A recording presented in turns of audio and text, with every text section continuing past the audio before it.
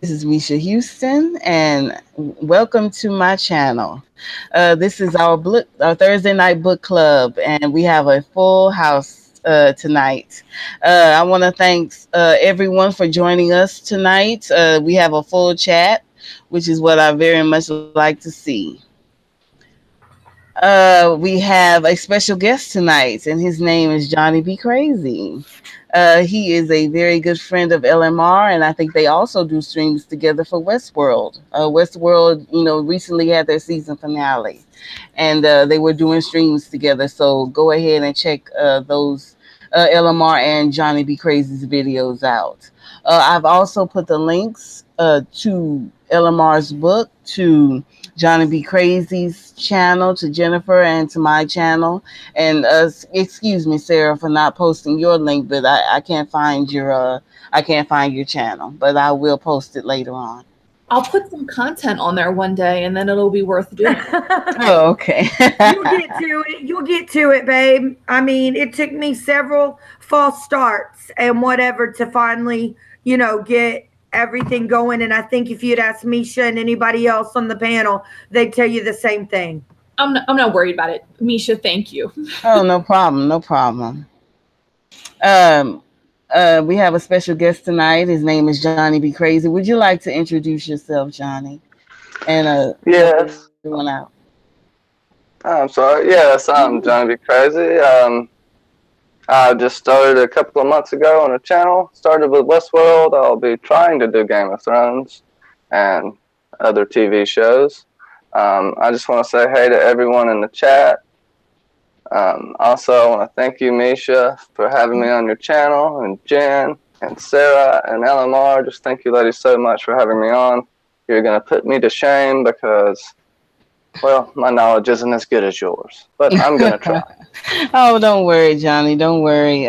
We don't know as much as we think we do. Put it like that. And that's not an insult. That's just a statement of fact. We want to know everything about the books, but I don't think anyone can know everything about a book series as complicated and as serious as this one. But we are trying every week.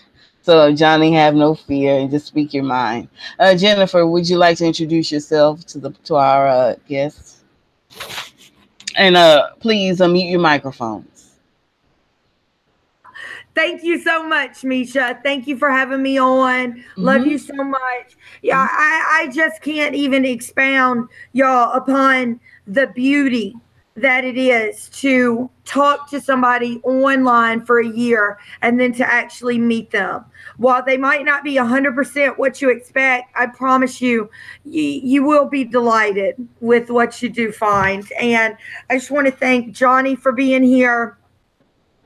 A very special guest, and like we always say, there's only one requirement to be on this panel, and that's to love Game of Thrones so much that it is part of you almost. And that's what I always say. I'm not the best at Game of Thrones. I just love it with every breath of my body. And you can find me. Russell just rolled his eyes at me and said, "Oh God." Y'all know Russell, my husband. But I just want to say, you can find me at Lady Wolverton's Den. Not much going on over there right now since Misha is doing book club on her channel for a while, which we've done before. This is not new for us to switch up. We're full partners. So glad Sarah's here. So glad LMR is here. This is a great chapter. Like I always say, the CATELYN chapters give us a glimpse into things we don't always see in other people's chapters, regardless of how you feel about her as a person and a character. And I also want to say, if you did not see the stream Sunday, me and LMR and Johnny's special stream about Titans from the Stars, her first book in a series of 3, possibly 4 books. Check that out. And you guys, get her book. It's worth it. If you're a reader like most of the community is, I promise you, you will love it. And that's all I have. Elamar, would you like to introduce yourself, please? Yeah, I guess I don't have to because Jen just did it for me. Absolutely. Save me some work. By the way, thank you, Jen. I mean, wow, yeah. So, you know where to find me. I'm here. I'm on my channel too. We're doing Westworld with Johnny. Hopefully he won't leave me now that he has his own computer. Right, Johnny? I mean, come on. He's doing all his work. Never. Never. Oh my God. Yeah. Now you said it. Everybody heard him. It's commitment time. But yeah, so I'm looking forward to more videos from Johnny because he's gonna have equipment, proper equipment, that he can make those videos with. So yay, it's gonna be awesome. Yeah, I'm on Twitter, Instagram, my 2 channels. Yeah. By the way, thank you for having me here, Misha. It's going to be awesome. It's a great chapter. It was interesting. So, yeah, let's do it. Thank you so much for joining us, LMR. It's always a pleasure to have you here. Sarah, would you like to introduce yourself? Looking so cute. Go ahead, Sarah. Thanks. Yeah, hi. I'm Sarah Charles, and I did not write a book. I like Jen said, anyone who really loves Game of Thrones is welcome here, and I feel that is why I am welcome here. And yeah, let's pick this apart. This is a great chapter. Oh, absolutely. Absolutely. I totally agree. And I am your hostess for tonight. I'm Misha Houston. Please check me out on Facebook under Misha Houston. Check me out on Instagram under Misha_Houston. And also check me out on the Capcom Fighters Network under Misha 3700. Tonight we're discussing CATELYN VII, Chapter 40. Chapter 40. And she is in the Veil right now. And this is pretty much the chapter about her life and her memories of her childhood growing up, and it's also about Tyrion's trial by combat. Johnny, would you like to do our brief overview for tonight? Yes, I will do my best. Thank you, Misha. No problem. We start off, we have Kat. She's staring out over the Vale of Arryn, and she's getting sprayed with the mist of Alyssa's tears, which is a large waterfall. Her story is some 6,000 years old, and I think it's pretty important because Kat's reflecting on how Alyssa never wept when her whole family was killed. Mm-hmm. And I think it really ties in. Then we hear that she gets the message that Jaime's gathering forces and Edmure is preparing to defend the Riverlands, and Kat knew something was wrong with her dad, because, obviously Edmure wouldn't be running things. The first note is Liza didn't give her the message immediately as well. She waited until morning until she got it, which I don't even think she had time to be upset about. And, the Blackfish was upset. They were both upset with the Murmur's Farce, which is this trial by combat. It was very interesting because... A Fool's Festival. Oh, go ahead. It was a Fool's Festival is what he calls it. Go ahead. I didn't mean to interrupt you. Oh, it's cool. And she's looking out over her garden and what little bit they can grow there, and it's mentioned that weirwoods can't grow there, which I think is important at some point. Will be important at some point. But we basically have Sir Vardis, who is a knight, and he's very arrogant, and then the arrogance gets to a point to where he's not even using his own sword, so he's not even going to be comfortable out there. Plus, Bronn has nothing on, and the knight has to have himself be helped up off from one knee. He's armored so heavily. So Kat knew immediately what was going to happen, as well as Tyrion, because they had saw him fight the mountain clans. Mm-hmm. And, well, basically he just tires him out and pretty much gets saved by the statue of Alyssa 3 times, which might be important to come back upon. The sword finally snaps off, and he kills him. It's very interesting because Kat knows this is going to happen the whole time. She doesn't seem surprised. She's already made preparations to leave, and Brendan's waiting on her at the bottom, I believe, or at the first tier. What's the top tier called? Snow? At the bottom of Snow? If I'm not mistaken, I could be wrong. The top way castle is called Snow. That's right. Yeah. Right. Okay. And then also something to mention is they flash back to Brandon and Littlefinger's duel while she's watching them fight, which is something we definitely need to touch upon. Yeah. Absolutely. Yeah, and then they send Tyrion off on the high road, which is basically a death sentence at the very end. Liza just can't handle her defeat. She's so petty. I mean, she's insane in my opinion, but I mean, we're going to get into that. I definitely think mood disorder, bipolar, or just batshit crazy. Oh yes, she and I'm not a doctor, as I said before, but I believe that she does have some sort of bipolar, some type of a personality disorder. She's punitive and paranoid. We'll ask Ellen more about that. Plus, it's the mountain air. There's like no air. Her brain is deprived of oxygen. We're so lucky in the fact that that's kind of LMR's.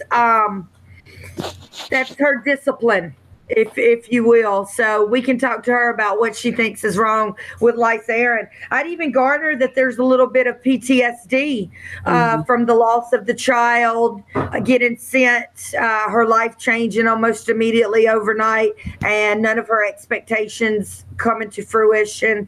But we'll get on that. Definitely, she's mentally ill. Johnny, do you have any more comments or anything else you would like to add? Well, I mean, no, I think that pretty much kind of sums it up. I think we'll get into like the thick of it in a little bit. I just wanted to give like a brief summary. I'm sure there's so much more. That's fine. Oh, that's totally fine, Johnny. That's totally fine. Does anyone want to give, their opinions, before we get into the thick of it? Johnny said. Like I said, I did my notes going according to the chapter. What, Russell? Did you just reference post-traumatic? Yes, I referenced post-traumatic stress syndrome. In reference to a character. A character in the Game of Thrones. Yes. You cannot write this stuff. Okay? This is real life. Oh my God. Oh God, Russell, go on now. Okay, Caitlyn. So at the very first, we see Caitlyn, and the first thing. Y'all, I'm so sorry. Come over here and make an appearance if you're gonna take. Underwear? Yeah, in your underwear. Right. Fuck it. Hey, fuck it. Look. What's up, Hey, Russell, what's up? No, it's close enough. All right. Hey, Russell, how you doing? No, post-traumatic stress syndrome. It's something that goes. It's real life that goes on. No, don't do that. he's in his skivvies, y'all, already. Already. It's time. You ought to be going to bed too. But no, that's real shit. It's not something you can sit down and write in a book. Okay. I disagree. Okay, you can. No, you cannot. The Hound has post-traumatic stress syndrome. No, the Hound hates his fucking brother because he put his face in the fire. Okay, Russell. Okay, thank you, baby. It's not some syndrome. Yeah, and there's Lord Wolverton's opinions for tonight. Okay, so moving on. Very first in the chapter, something that really struck me, and I wanted to say this. The very first scene, we get Caitlyn looking at the dawn, and she talks about the beautiful colors, how it's red and gold, and I just want to say this from the beginning. Red in the morning, sailors forewarning. Red at night, sailor's delight. So we already know, practically from the first paragraph of the chapter, that there's a fucking storm to come. That's true. That's true. And no. To add on to that, if I may, the red and the gold are the colors of House Lannister. So in my opinion, that kind of, gave a good omen to Tyrion. you know, knowing that he would win this battle. The sun is Very shining good. for him. Very good. And it's also a bad omen for the Starks. And also going to this, Alyssa's Tears, the Giant's Lance. That's apparently a waterfall coming off of a mountain that's called the Giant's Lance. And the story is about a lady who lost anyone she loved, and it's supposedly 6,000 years old. So we're getting into something, again, kind of like an old Nan's tale that is old, but it probably is speckled with some truth. Mm-hmm. Okay? So we're getting a little throw in something? Yes. Yes, Johnny. When you talk about, she never wept as well the whole time, and they made that her tears after she died. I think it foreshadows Lady Stoneheart, exactly. in my opinion. A very good reference. I was going to say Catelyn, but we know that Catelyn and Lady Stoneheart are going to be one and the same. So therefore, I completely, well, like I told you earlier, I didn't get the Lady Stoneheart reference, but I guess I did. And see, that's what I'm saying. Sometimes when you read, you really surprise yourself by how much you pick up on, because Catelyn would still be Lady Stoneheart, basically. The legend was something like she would know no rest or know no peace until the tears of the waterfall made it all the way down the mountain, and they never have, and it never has. And you know, Catelyn knows no peace. Once she dies, she's resurrected and is, I mean, would you call Lady Stoneheart a peaceful woman? No. And also she wonders, I think it's beautiful foreshadowing. She wonders how much her tears will flow or something. I don't have the quote in front of me. No, I know exactly what you're talking about. She wonders, she compares herself to the lady and says, how many tears will she cry if she's about to lose her husband and all her kids? And a very good parallel. Yeah. Thank you, Sarah. Yes, it was a very good parallel. There were two very sad women, Catelyn and Alyssa, lost so much in their lives, and to the point where they just had no tears to cry anymore. They just became, you know, shells of who they once were. And that certainly is going to happen to Catelyn later on in our story. We also get a good introduction to, well, not so much an introduction, but a good conversation between her and her uncle, Brendan the Blackfish Tully. Brendan the Blackfish Tully is a no-nonsense kind of man, and he knows that this whole trial is just a huge, huge mistake. As I said before last week, Catelyn just wanted Tyrion to be a hostage, right? But now everything is just screwed up now because. Well, no, I'm saying screwed up, not askew. But you understand what I'm saying. Went sideways. Shit done went sideways fast. Yeah, absolutely. This was not supposed to happen. This was not supposed to happen at all. Now Tyrion has a chance at freedom. Exactly. And let's stop right there for a minute and then go back to what you're saying, because before we get to the Brendan Tully situation, there has been some correspondence in the night from River Run. Yes. And Sir Roderick has given her the news. And she's pissed already. Already she feels some kind of way because she feels like she should have been woken up. Because this involves basically, since Ned has then got into a fight with the Kingslayer with Jaime, he is posted up at Casterly Rock gathering forces basically in retaliation to her taking Tyrion. And she's listening to Sir Roderick with news from the Lannisters and the Tullys. And her brother, Edmure, is shoring up defenses at River Run because they feel threatened. And Blackfish is leaving Lysa's chamber. And she not only says, will they not help, but that she won't spare one able-bodied man. Which also this goes back to show she's blaming this one and she's blaming that one for Lord John's death. But we know that she's actually the guilty party. Oh, yes. Kreskin.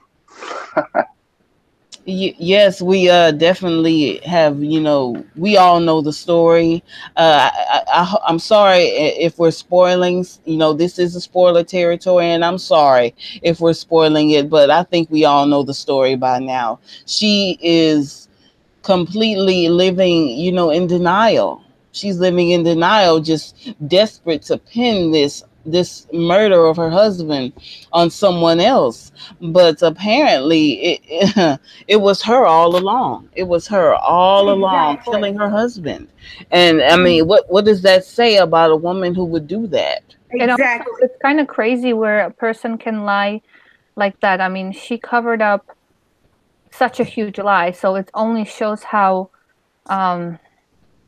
not all there. Manipulative as well. Not even. I mean, a lot of people can go and do stuff like that and kind of cave in, but if somebody can go on without even, like any indication of what they actually did, she's either really strong or really crazy.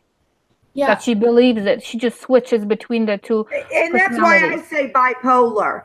You know, exactly. she can be very manic. Oh, yeah. Like, okay, walking out when we get the conversation amongst Sir Roderick, Blackfish, and Caitlyn. She asked after her father because, okay, still back with Sir Roderick. She's like, because she knows that Hoster Tully would not give the defenses of River Run to Edmure unless he couldn't possibly take them himself. And so coming out that she's going to visit Lysa and try to talk to her, remind her, look, Tyrion Lannister is my prison. And it's more about having the hostage than this mummer's farce. And we get that used, which we get that adjective used a lot. And then also Brendan is coming out of Lysa's chambers where Catelyn is going to try to talk some sense into her. He calls Tyrion Lannister's trial a mummer's farce. And Catelyn says to herself, Catelyn at this point has a better understanding of where her sister's mind is at. Just like we saw Tyrion ask her a few chapters ago, Lady Stark, how long has it been since you've seen your sister? I think you'll find her much changed.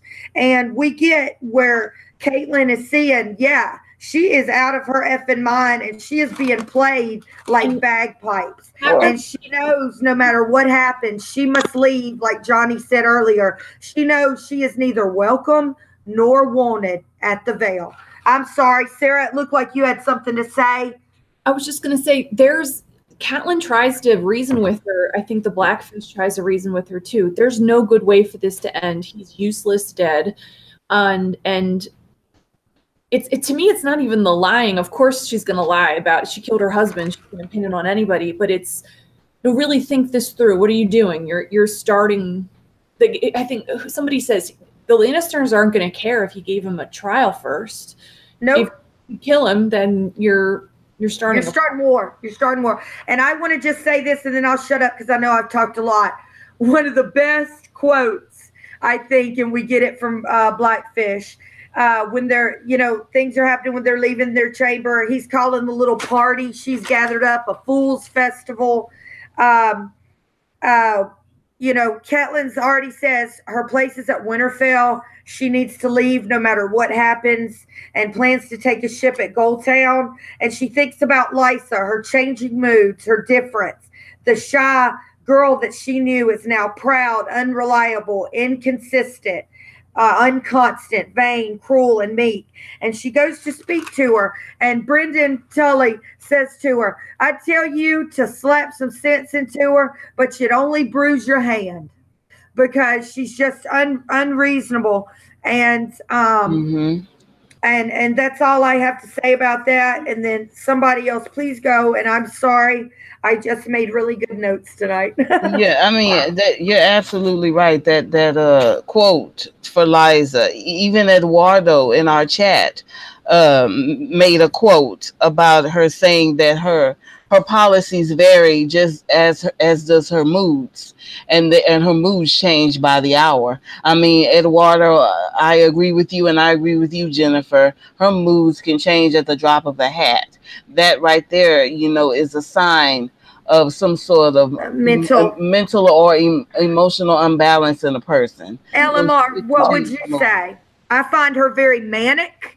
Like like this party they're having, and I want to list the food because it's all very sweet food. The sweet orange wine, the cream, the blackberries, and her uncle calling it a fool's festival.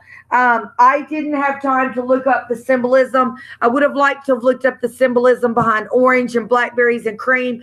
But what I do want to say is we definitely get people who are celebrating a victory when they have not yet won a fight. And it's also an opportunity for all these suitors who want to be Lord of the Vale.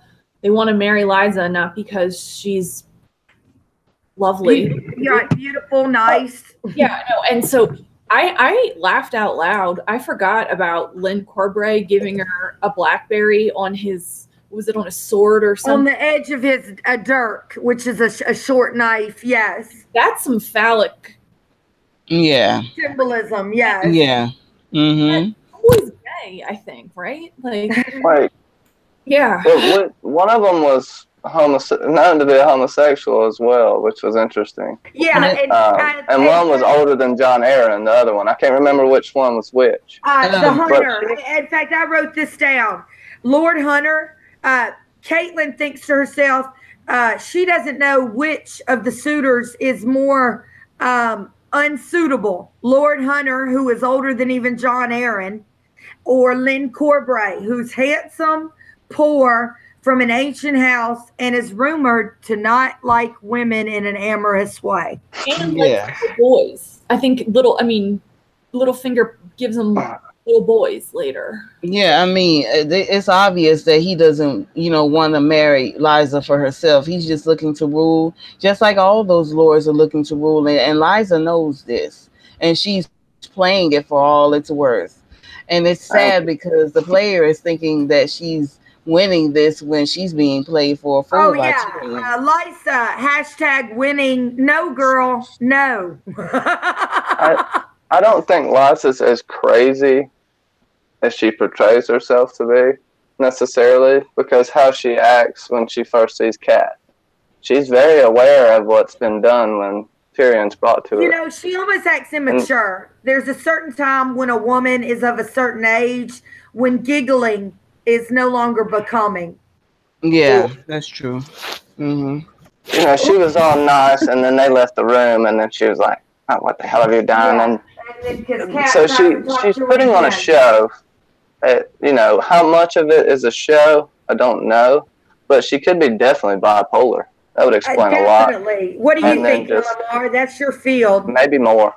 Well, technically, I can't say stuff, but yeah, everything that you're saying is right, even to the comments of her being hormonal. Like in the chat, I see hormonal because she's breastfeeding, plus all kinds of things. And the fact that she's able to keep a completely straight face and be sure, like when she's happy, she's genuinely happy. And it seems like she's not pretending much, like she's really happy. And then she flips, and then she's completely crazy, angry, and just not all there. So her moods drop on a dime. Exactly. So it's not like she's pretending much. It's her personality switch on her. It's like she has no control over that. So that is very unstable. I mean, there are people who can control their moods and be and act like she's acting on purpose whenever the situation warrants it. But in her case, it seems like she has no control over what is happening to her body, what is happening to her mood. So that would it be fair to say she has some moments of lucidness? Yeah. You know what I mean? Yeah, but it's like she has no control over it. There are people who can control that, who can switch just because they want to be. They're in a situation that warrants to be happy, and they're in a situation that warrants to be a little bit crazy, and people can do that. But in her case, I think she has no control over it. Her body just takes over. Connie Super says in the chat, and this is a very good point, her body's heavy, her moods, she sounds sick, diabetic, blood sugar, she's ill, body and mind. Mm-hmm. Yeah, she certainly is ill. But let me say this And one the thing. sweets. I think she's been ill all her life. And this, the reason that I believe this, it goes back to Littlefinger. Her Mm. obsession with I him. think what I happened mean, to her, it really traumatized her for sure. and also, I mean, the fact that she would sleep with a boy that was slightly younger than her. She had to have been like 15 at the time. So for her to take advantage of him while he was drunk and have sex with him against his will, what kind of a child would do that? A child did that, not even a grown woman, a child. That's a good point, Misha, and especially in this day and age, Yes. she was I mean, very much a predator. yeah, she was a predator from the beginning. From the beginning, it sort of reminds me of Cersei, in the show. Exactly. You And know, I've when, got a parallel. yeah, Cersei in the show, where we go, to her backstory when she meets Maggie the Frog on the show. Cersei, even as a child, was just as horrible as a child as she is a grown woman. Mm. And apparently, the same thing is true of Liza Aaron, because if Liza would stoop so low at that age, what would she do as a grown woman? That madness has been in her all her life now. So it's not just something that just happened to her over time. She's been crazy all her life. And I want to go to when Kat enters the fool's party, as Blackfish calls it, and she's talking to Lysa suitors who are surrounding her. And remember now, Kat was on the high road with Braun, and they ran into some shit. And she's seen Braun fight, but she is getting talked down to. She's experiencing what we talked about last week that Cersei hates so much. She has seen Braun fight, but Wayne Wood, uh, look, and he's quite old, but he gives the general opinion of how sellswords are cowards and craven, He and man how he mansplains Braun to her. right, and that how when the fight begins, since he's a sellsword, he'll be craven and run off. And Catelyn is courtesy, but here's where the parallel between her and Cersei come in. And this is also where we can see how Sansa can oftentimes be very courteous, even though she knows that it's not true. She's sitting there listening to Lord Waynwood talk about how, as soon as the fight starts, we'll see him crumble because he's nothing but, a sellsword or a hedge knight. And Catelyn is courteous on the outside, but knowing on the inside that uh, that Lord Hunter is an honorable guy, but he doesn't know what he's talking about. And she has to keep her mouth closed and just politely agree. But Catelyn is worried. Catelyn has been worried since she woke up, since she never wanted for Lysa to allow Tyrion to have an audience because she knew how cunning Tyrion was. And like Lord Hunter said, at this point, and the house words for House Aaron are high as honor. There's no way they can, in good faith, not allow him a trial by combat. Well, also, go ahead, John. I was just going to say, as soon as she woke up and realized that they were still going to go through with the trial by combat, she was getting the F out of here, basically. Yes. So I just wanted to throw that in there. Yeah, no, I agree 100%. That's when she realized, she told Roderick from the beginning, no matter how this goes down, we gonna catch a ride out of Gold Town. And Sir Roderick didn't say anything but grabbed those whiskers because remember he had such bad seasickness on the way to King's Landing. But Catelyn has decided, that they are neither wanted nor needed nor really welcome, and that Lysa is off her rocker and they need to get the F. I mean, it kind of astounds me that she didn't take Tyrion to River Run. That probably would have been the best place for him if he wanted to keep Tyrion hostage. I don't really know what possessed her to bring Tyrion to Lysa Arryn. I mean, in that letter, she said, stay away from the Lannisters and don't bring them here. And that's exactly where Catelyn brought Tyrion. I mean, it just doesn't. Why would Catelyn do You know that? what? It was such Now a that you foolish said mistake. it, thinking on it, what I'm thinking is this. I think she feels some kind of kindred. You know, the Lannisters now have her husband.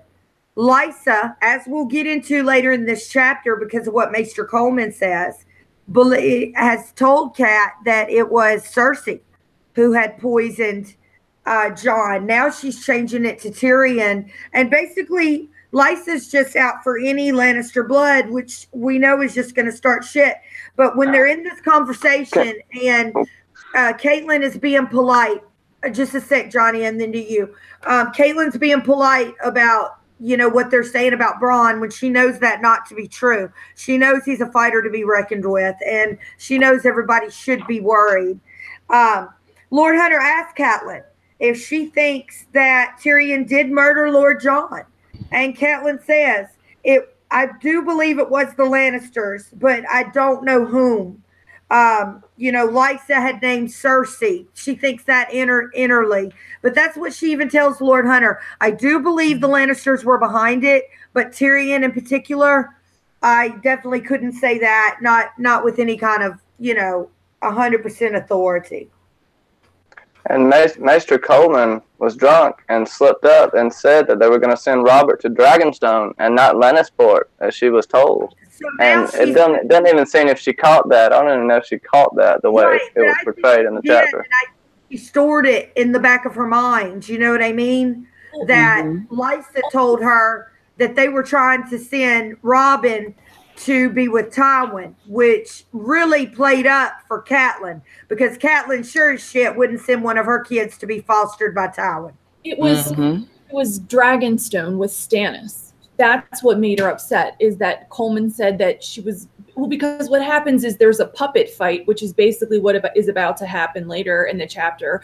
And Robert Arryn is like giggling maniacally like a little boy, and they say he's way too disciplined to ever be the Lord of anything, let alone the Vale. And Coleman, I'm not even day drinking, morning drinking, says, listen, I don't judge, but come on now. That he was going to go to Dragonstone with Stannis, and presumably that's because Jon Arryn and Stannis knew about the incest and knew that war was. So I don't think it was. I don't know where that Tywin rumor started, but that makes no sense. I think Lysa had told her that, and that was one of the ways Lysa played on Catelyn was, you know, because nobody would want to send their child to Tywin Lannister. And Lord Hunter even rules out the fact that the Kingslayer killing, because they talk about poison is a woman's weapon, and how else could they have done that and made it look natural? And Lord Hunter even rules out the Kingslayer, saying that poison is a woman's weapon, and that he really, you know, he knows what the Kingslayer has done, but he really doesn't think low enough of him that Jaime had anything to do with Lord Arryn's death. And they talk about, that's when they talk about Robin being fostered, and that's when Catelyn is starting to realize Lysa's not being 100% with her. And Maester Coleman is sure, and he just starts to begin to reference that no, Lord Jon definitely said Dragonstone, and the bell tolls, and here comes Tyrion led out by two of the Erie's guards in their blue cloaks, and the fight is about to begin. Oh yeah, there was Money G said lies is a liar. Liar, pants on fire. Yeah. And she is a liar. She's been lying the whole time about a lot. And to be honest with you, if I just now picked up on it. I good job with you guys picking up on that, because I certainly didn't. Not until I heard it said on our panel. And I can't believe, I mean, now I see why she did what she did to him. Now I see it. You know, to get away from him. He was trying to take that baby away from her. She's desperate. She was desperate to hold on to him. Go ahead, Sarah. I'm sorry. I'm agreeing with you by talking over you. I apologize. She had that. I think she was. I mean, she thinks she was happy when she was pregnant with Littlefinger's baby, but Hoster's not going to have that. So whatever he gave her to make her not have that baby anymore, presumably damaged her to the point where she suffered a bunch of miscarriages and stillborns. Mm-hmm. And I mean, she's still breastfeeding an 8-year-old boy. She wants that boy a baby forever. I don't think it was very hard for Littlefinger to get in her ear. Oh yeah. John Aaron is gonna send your baby away to Stannis, and because war is coming, and I don't think Liza knew about the incest, but obviously, you know, Littlefinger did. But yeah, playing on her attachment to that baby, I think, was a big part of what convinced her to murder her lord husband. And also, I think it was kind of a revenge too. I don't know if he meant it or not, because both Kat and Lysa, they, I guess, abused him emotionally and physically in a way, although he didn't see it as abuse. You echoing. I'm echoing too. Is there an echo, or is it just me? I heard a slight echo. Okay. So yeah, as I was saying, in a way now Littlefinger, you know, did stuff to her to manipulate her, just like Kat and Lysa were manipulating him. I keep wondering if he did it on purpose to get revenge, or he just got revenge on top of whatever else he was playing. If Littlefinger, I'm sorry, say that again. Your question is, did Littlefinger want revenge? I mean, no, it's like just a question in general. Do you think that Littlefinger did it on purpose, meaning manipulate her like he was manipulated in the past, or did manipulation, maybe not just manipulation, but okay, so he was used and manipulated when he was younger, when he was little, right? When Kat and Lysa were kind of treating him like a boy toy. Yeah, that's true. Right? I mean, that's probably... His heart was broken. He was humiliated. He fell in love with Kat after being exposed to whatever they were doing together. A low-born dude fostered by a higher-born family, and Edmure, I don't think, ever let him forget that. Yeah, and then he was taken away from her, and that's actually mentioned here too, how the whole, you know, how he was fighting for her, for Kat, right? And then he failed, and he was humiliated. He was never allowed to be near Kat again, and now he's the one who manipulates both Lysa, and Lysa manipulated Kat, and all because of his words. Yeah, I mean, that's actually right. They were manipulating him as a child, and now he's doing it again as a man. And it's funny how things come back around. It's kind of sad. And I feel for him to a point. And I know that they both have hurt him and broken his heart. But, and even though I'm a fan of Littlefinger, he kind of took it a step too far with this one, you know, especially with the killing of John Aaron and, you know, getting Lysa to kill, you know, her own husband, which she was more than happy to do. But I think he just kind of took it a little bit too far. Even a good villain can, you know, take it a step too far. And he was one of the people who took it too far. Also, we go a little bit into, you know, the duel itself that Elamar had brought up. And the only thing that I really want to say about this duel is in regards to the television show. Now, they killed him off on the show, which I personally didn't really have that much of a problem with. Even though I'm a great fan of his, I knew his day was coming. But I kind of would have liked to have seen him go down fighting, you know, coming back full circle in regards as he fought for Catelyn. I would have liked to have seen him fight, you know, trying to gain Sansa's forgiveness. And that's pretty much, you know, my only objection in regards to the show. But I knew he was going to die, and I think he may die in the end in the books. But it just kind of felt like, in regards to the show, they kind of did him wrong. I would have liked to have seen him go down fighting as he tried to fight for CATELYN. But it was a beautiful story. As far as the show goes, I mean, as far as the book goes, I thought that Yeah, it was good to, hear the story of Littlefinger and the big duel that turned him into Littlefinger. She also regards him as Peter, but after the duel, she calls him Littlefinger. And I think that's a really good nod to Peter Baelish because he became Littlefinger after that duel. Very telling of the way feelings change when you do things that can't be taken back, that affect Right. somebody's life permanently. Just like when he was in the brothel with Ned and he shows basically the scar he has from, sternum to whatever. And but sorry, I was gone for a minute, but where are we at exactly in the chapter?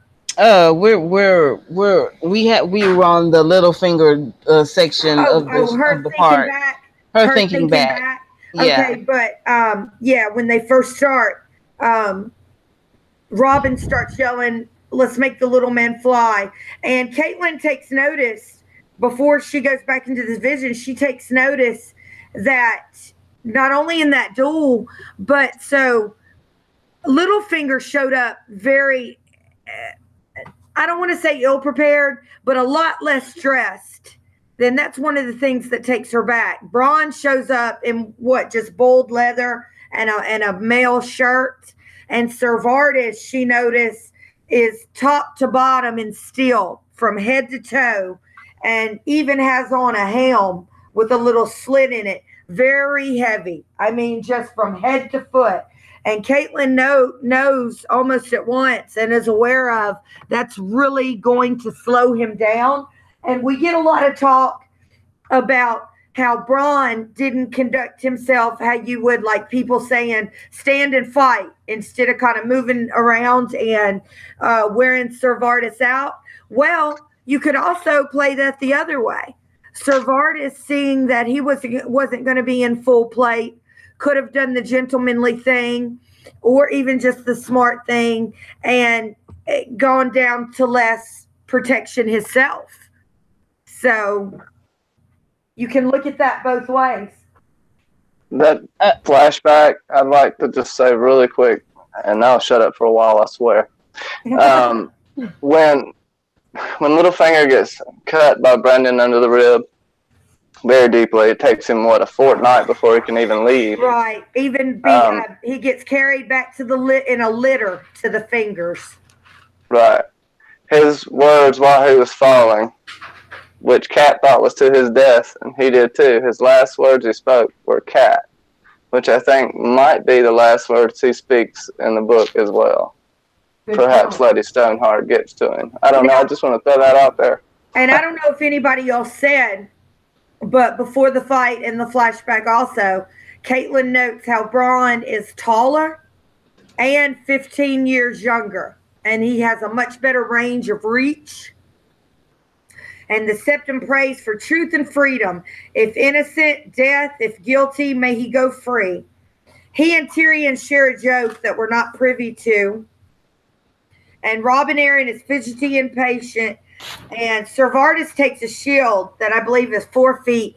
Now, attending on Tyrion is the person in charge of the armory, the master at arms of the Eyrie, and he offers him a shield, but Bronn spits and denies it. And Ser Vardis has a long sword in particular that Lysa notes that she had made for Jon Arryn. And still, not even realizing her folly of how even missuited these two people are, Catelyn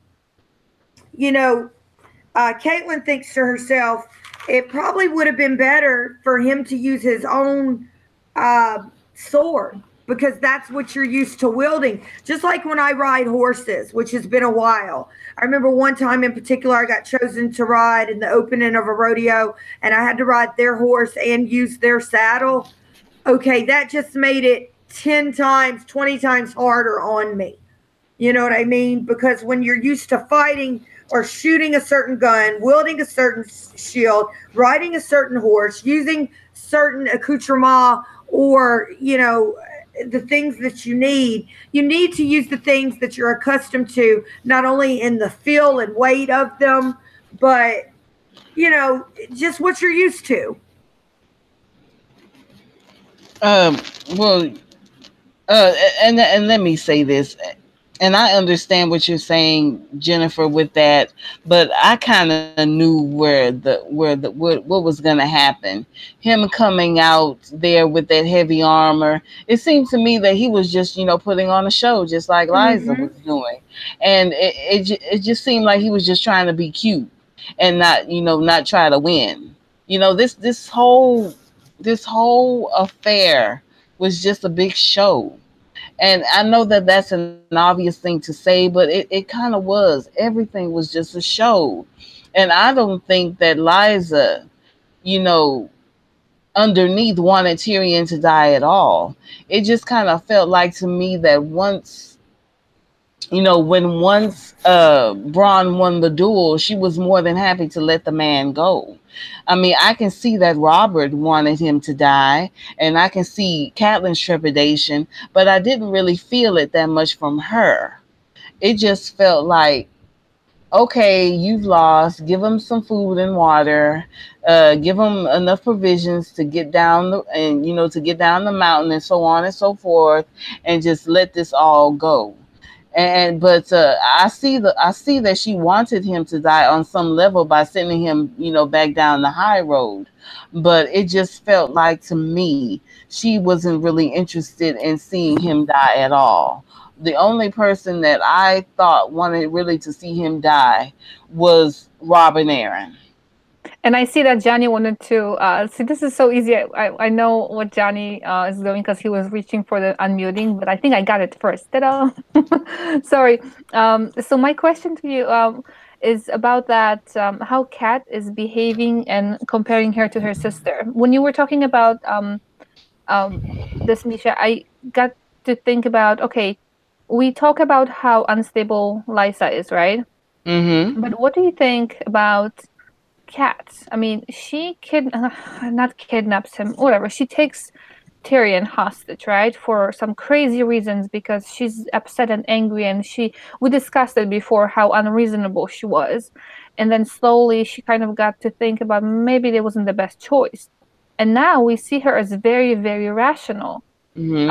I would say very rational, to the point of organizing how she can get out, how she can get him out, and what to do to talk her sister out of it. So even though Lysa, we see her as really crazy, like this way and that way, and it's like all crazy, loopy with her. But what about Kat? I mean, she's slowly doing the rational, irrational. Right. Mm-hmm. It makes me And during this fight, Sir Roderick actually looks over to Cat and is shaking his head, you know, and he's like, Braun is quicker. Sir Vardis can't even get a lick in. Braun is out of his reach. Catelyn looks at Roderick. He shakes his head. Sir Roderick said Braun means to wear him out. He's not cheating, but he is not fighting formally. You know what I mean? Mm-hmm. And you know, like Can I we throw talked Sir about. Vardis some credit? Yeah, go ahead. Braun chopped his arm off and it was only hanging on by leather, and he still come at him full force and He almost did. knocked Braun off his feet and chipped his tooth. You're So, talking about when Lysa yells, when Lord Robin yells, I want to see him fly, and then Lysa is getting angry, and she's like, enough already, finish him, Sir Vardis. Right. And That was yeah, a pretty and he cool goes, moment. and then as Catelyn watches, another duel comes to her mind vividly as yesterday. And in the lower Bailey of River Run, Brandon saw how Peter was dressed and followed suit. Sir Vardis could have done this, like I mentioned before, and he didn't. Peter begs for her favor, but since she was engaged to Brandon, she says no and gives Littlefinger over a handkerchief with an embroidered trout of River Run. And then she begs Brandon not to kill him, as he is like a brother to her. Brandon beat him because he would not yield. He kept asking Peter to yield, and he wouldn't yield. The wounds were bad, and as he fell, he murmured, Cat. She thought he would die. and hadn't seen him till her visit to his brothel since, which we got, I believe, in the CATELYN chapter before. It was a fortnight, like Johnny said, till he could be moved, and Lysa helped move him, no, nurse him. Edmure visited, but Littlefinger and Edmure never got back to that kind of big brother, little brother thing, because Littlefinger felt some kind of way about him squiring for Brandon. And I would have too. At the very least, he could have chose to just stay out of it. Brandon already had his squire with him. And then Peter was sent home to the Fingers, which must have felt like a lot of punishment, you know, because the Fingers, as we know, is a very desolate, very not much going on thing. And we know that Peter's father had fought with Lord Hoster, and that it was as a favor that he took him on to foster at all. LMR, you had brought up a point about Catelyn's emotional and mental health. Before I go into the duel with Jennifer's point, let me talk a little bit about your point. I do believe that she's very much in her right mind, and you know, pretty much through the bulk of her life. As they were growing up, she would, you know, toy with Peter. And I don't think that she did that out of some sort of mental or emotional illness. I just think she did that because she wanted to have power over him. You know, I mean, a woman can exert her power over a man by using her charms. And many women have done that and will continue to do that later on, you know, throughout Earth, the life of this planet Earth. But I don't think that is very much, you know, crazy, but she's moving toward that insanity, and she's going to hit that rock bottom come the red wedding. Now, as for the duel itself, it's obvious that she kind of just felt sorry for him. You know, she saw him and looked at him as if he were a brother. She said that in the show. She said that in the books. And I think that she was just, there was an air of condescension to her in regards to Peter. You know, Peter, you know, was a low child, born low, you know, some guy that she just looked at like a brother. She loved him. She liked him very much. But, you know, she always kind of felt like she was above him in that regard. Yes, she did. They all did. Every one of them. And they treated him as such. They did. He was a ward like Theon, right? Yeah. I don't know if no, well, Theon not exactly the same, but you know what I mean. Yeah, Theon was a hostage / ward, whereas Peter Baelish was a ward / guest. Yeah, and they treated him like he was a class under them, and he was. Yeah. But gracious, truly courteous people never make you to feel like you're less than when you're around them. Not truly gracious, courteous people. Mm-hmm. Yeah, that's true. That is true. But I don't believe that they were as gracious as they could have been. You know, the Tully family, you know, they were a tight-knit group. You know, Edmure, Liza, and Cat, they were the three. And Peter was on the outside looking in. So, I mean, that, you know, growing up with that, you know, in regards to Peter's mental and emotional problems, you know, really stem a lot from that. It really stems a lot from that. But he wasn't treated as badly. Let's call this as something to compare it to. You know how when we hear about Jaime Lannister's fostering, I believe, at Derry, and there was also another Frey there who actually got his ass branded by that female outlaw, and he was treated very poorly. You know, so compared to the fostering that I think it was at Merritt Frey that he got, Peter was treated much better. So it certainly could have been better, and it certainly could have been worse, as we've had examples. Yeah. And it just speaks to how much love Peter had in his heart. See, I don't see Peter as a a purely evil man. I think that his evil, wicked ways stemmed from the love that he had for the Tully family and the He's love that he butthurt. had for Catelyn. He's Yeah, he's butthurt. butthurt, pretty He's much. Yeah, butthurt, girl. He's yeah, butthurt pretty that much. he wasn't Yeah. treated better. But you know, as I said before, I just think he, you know, took it a little too far with the whole, you know, getting Liza to kill her husband and so on and Right, so forth. right. He just took it way too far on that. And let's just say this, Misha. He's definitely somebody who has not let this go. He's No. somebody who sat up and thought about this shit his whole life. Oh And yeah. the fact that these two women didn't get that is one of the biggest weaknesses in their game. Oh yeah, If you absolutely. even say that they have game. But Oh, yeah. if I could for just a little bit, I want to talk about the duel itself. Yeah. Bronn gets Servardis in the shoulder. Bronn sidesteps Servardis. They danced. Bronn got Vardis again, then aggressively attacked, got his stomach. He staggered. His visor hindered. Then Bronn got him again. Bronn has him injured and tired and on the run. Quick as a cat, Bronn eludes and attacks. Still Lysa in denial. Lysa yelled, "Finish him!" Servardis charges. Jon Arryn's sword breaks. The statue of Lysa falls, shatters, as does she. We keep calling it a statue of somebody else. I think it's also meant to be kind of a statue of Lysa too. So that might be some kind of foreshadowing that if we look at it close enough, that Servardis actually gets trapped under the statue of Lysa, and that's his undoing. Maybe Littlefinger will somehow get his lies behind the whole Lysa situation is what's going to eventually do him in. And then, like Johnny said, maybe he'll call out to Cat again. In the show, he called out to Sansa, you know, so that's a very good point, Johnny.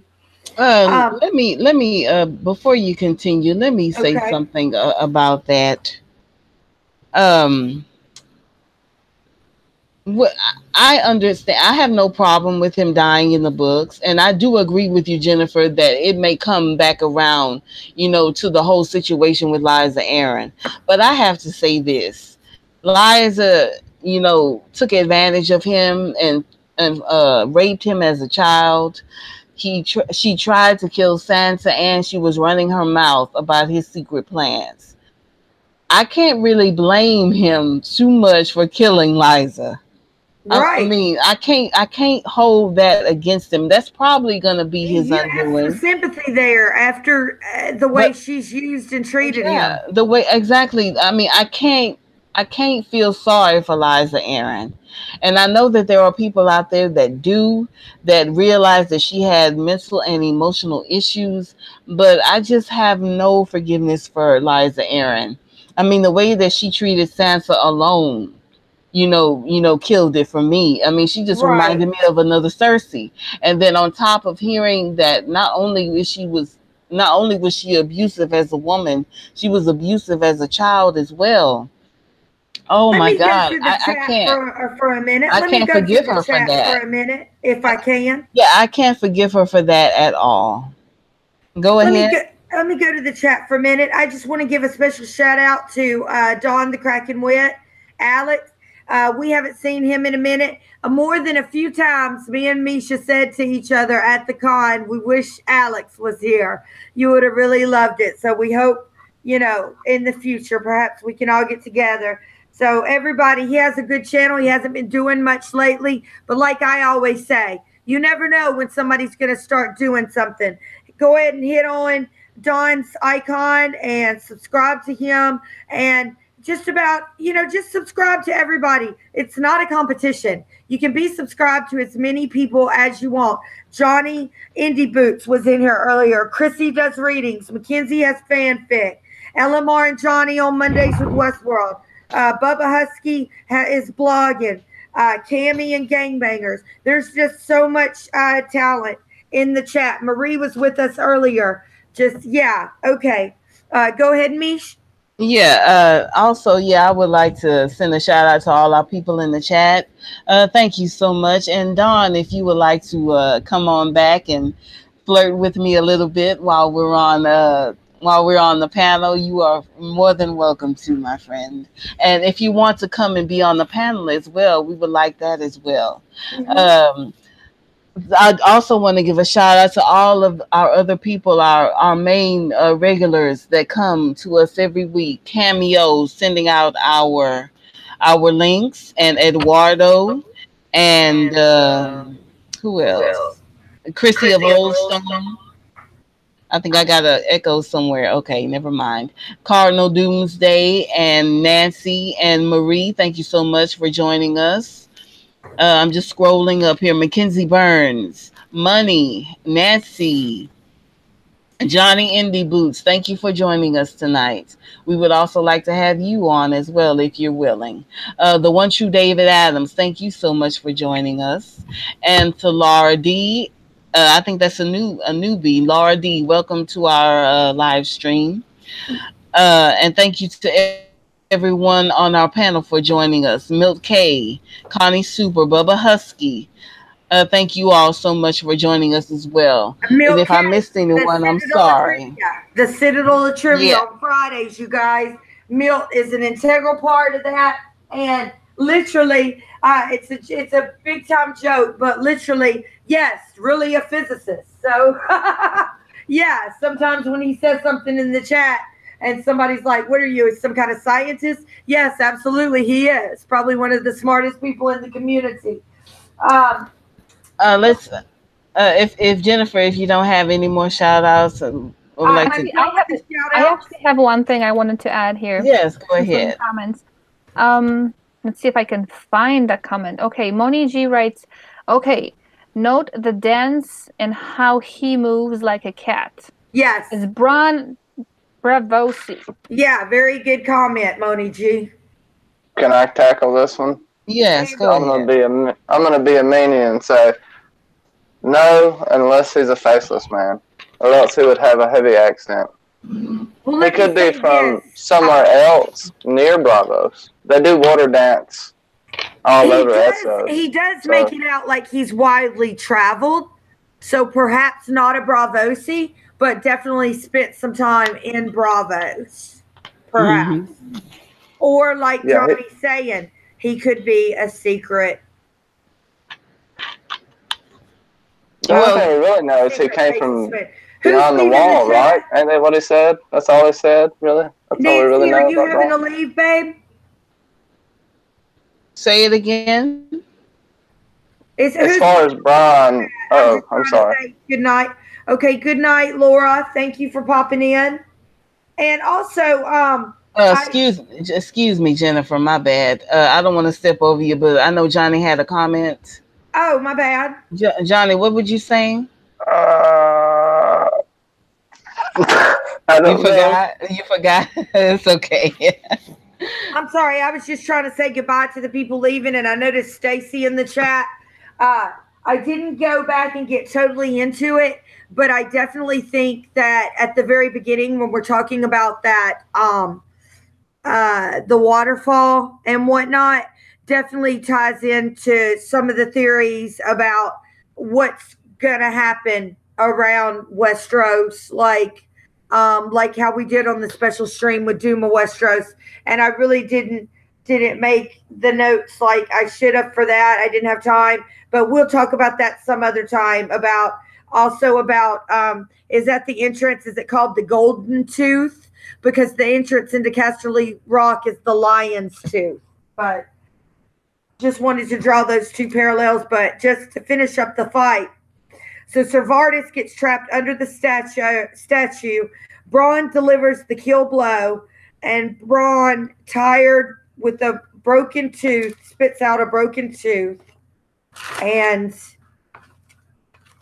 Robin Arryn yells, "Can I make him fly now?" Tyrion jumps to his feet. "Not this little man." Lysa's face is flushed and she's pissed. They return Tyrion's things and set them loose on the high road, which is, as we know, is very dangerous from what we saw from them just even making it up. So that could be a death sentence in and of itself. And of course, us, since we've already read, we know that he ends up meeting the mountain clans and what that is. But yeah, that's almost Lysa Arryn when she frees Tyrion and returns his possessions and whatnot, and Bronn and him leave. That's almost a death sentence in itself, which we'll get to later in the chapters. But the high road, the mountain road, it's very, very dangerous. And also something Johnny said we need to talk about the 3 times he was saved by the statue. I have a question before we jump from here. What do you think about Tyrion flying? Again, future. It like, certainly is said a lot. Yeah. I'm wondering if he's going to fly next season. You know, as far as him, becoming a warg or something, or him riding a dragon, I think. Baby. Oh, riding the dragon. Going back to the theory that Tyrion's going to be a dragon rider. Oh, the only 2 people that have gotten. We have to discuss it or anything, but I'm just wondering. I'm just bringing up the stuff that kind of it's a good triggers point. me. Yeah. The only 2 people that we've seen on Let's Go Show canon for a minute. The only 2 people besides Daenerys and Missandei, not quite in the same way. Missandei, they know Missandei, she can feed them, etc. But the only 2 people outside of Daenerys' most innermost circle who have gotten close enough to touch a dragon would be Tyrion and then Jon, where we've literally seen them reach out and touch them. Look, it doesn't have to be one person. It could be that when the big war comes, we see more than one person, more than a few people have to take over the spot of, maneuvering those dragons. Well, I mean, he certainly has a kinship and a respect for the dragons. But if I may say this, I've never really seen him as a secret Targaryen. I mean, it would be great to see him on there. I'm talking about Targaryens, because not just Targaryens, not only Targaryens can ride dragon. And that's canon, true, right? Yeah, we see Nettles, Sheep Stealer, get Sheep Stealer. We see several people in the Princess of the Queen ride dragons. People that have dragon's blood, people that don't have dragon's blood. So just bringing up a point to see, I wonder if that's going to happen. I think you're absolutely right. I think that could hint to the fact that if somebody goes down, like somebody could technically, lose their footing or fall off a dragon or just not be available. And then we might actually see both Jon and Tyrion at some point ride. Yes, people have, thought that he was have some kind of relation to the Targaryens, but I never did. But I do appreciate his respect for the dragons. Absolutely. He's read, everything he could about them. I think he would be honored, to be a part, have some sort of a recognition with a recognition with the dragons, have the dragons know him and not hurt him, maybe even touch one. I mean, he had the courage to unchain one. Yeah, to take the shackles off of the dragons in the show. And let's not forget, he asked his uncle Garyon, who disappeared in Valyria with the Valyrian steel sword of the Lannisters, for a dragon for, I believe, his 9th or 10th name day. And he used to have dragon dreams. But I always go back to the chapter in Storm of Swords where Jenna says, Jamie is not, your dad wouldn't talk to me for like 6 months or a year because I said that you are Tywin's son, not Jamie. And I always go to that to say that I don't. If there are another secret Targs, I honestly think it's Jamie and Cersei. I don't believe it's Tyrion. I never have. Now I could be wrong. I think if we look back at Sheep Stealer, Yeah. One of the Middle. dragons that we don't know if she did have Valyrian blood or not, but I don't think it matters in a sense because I think dragons were around before the Valyrians, in my opinion. If I you think look you're back right at the too. histories. And you know, just like But with any animal, that's one it's the case. way you've got to make a rapport. You know, just like horses and bees, they smell fear.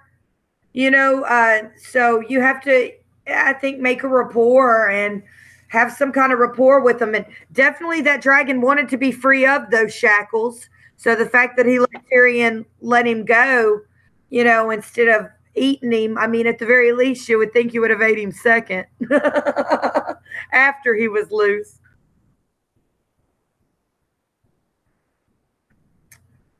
Anybody? Oh, I don't know. We're still talking about Tyrion possibly being a Targaryen, I guess. Well, we were talking about it. Let's all give our opinion. I really don't think he is. Tyrion is a special sort. He to me in this is kind of like the constant. He can, you know, ingratiate himself into any situation. He does this all the way down, you know, from the wall to the the what do you call those people? The mountain clansmen. Yes. He ingratiates himself and works his way And in even in in King's foreign Landing. lands. And in King's Landing, he also does a good job, you know, adapting. You know, when he's across the narrow sea, he just finds a way to get himself in, and And he's a special sort in and that some way, people are better going than to hate that anyone. I say this, but Sansa and him kind of have that in common, where she uses courtesy and he uses his wit, and they can blend. And you know, I know people are going to hate for me to say that, but that's why one of the reasons I've always thought that perhaps they would end up together. But I had two ladies you guys know, Stacy and Marie, have a great theory that I'm hoping we can do on a special stream one day. And that's why I was calling so much attention to the natural waterfall and mountain and the names of it at the Vale, because I think that all ties in to the end game. We're covering CATELYN VII tonight, chapter 40. That is We're such a just nice way of bringing what? things back. I'm just saying, I wanted to add quickly before we switch to the right topic, that I heard about that theory, and I just am so excited, and I can't wait for all of you to hear it, and you're gonna love it. I mean, Y'all, you better minds love are it. going to be blown, right? LMR, Oh, it's explain. coming. So Yeah, that's you got a shout out to the future stuff. You, yeah. Stacy and Marie have come up with this theory that, you know, some of you guys have seen the Doom of Westeros special streams, but this encapsulates so much more, and mind's blown. Let me just say that. You guys wait and see. We're just waiting for a Sunday when not only myself, LMR, and Stacy and Marie are available, but look for that. That'll be the next special stream, hopefully coming up in this month. Yes, we're discussing Tyrion. Well, not really. We're discussing Tyrion, but this is also Catelyn's chapter. We're discussing her, and if you have any questions in the chat, this will be the time to post your Yeah, because I questions think we now. got to the end. Yeah, The end is basically Tyrion and Bronn are leaving by the high road, and as one last snub, Lysa Arryn offers them no courtesy, no escort, no anything. And you know, they feel the same way. They feel like, let me just get the F out of here, as does Catelyn, which is very telling that even her own sister, after watching, and I'll say it again, this mummer's farce of a trial by combat, she's just ready to get out of there herself, and she finds very little courtesy in her sister, as does their uncle, the Blackfish. If you have any questions, please post them in the chat now. This is the time. Uh, Are there any more remarks about the chapter before we go into the show aspects? Because the duel was shown But yeah, in the show as well. So am are I there any? wrong? Or did Servardus not fall out the moon door in the book?